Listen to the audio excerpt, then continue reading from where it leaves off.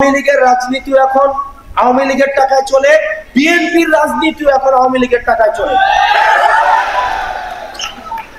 এখানে বিএনপির আপনারা যারা রয়েছেন, আপনারা আমাদেরকে শত্রু জ্ঞান করেন না, এটা আমি আপনাদের ভালোর জন্য বলছি।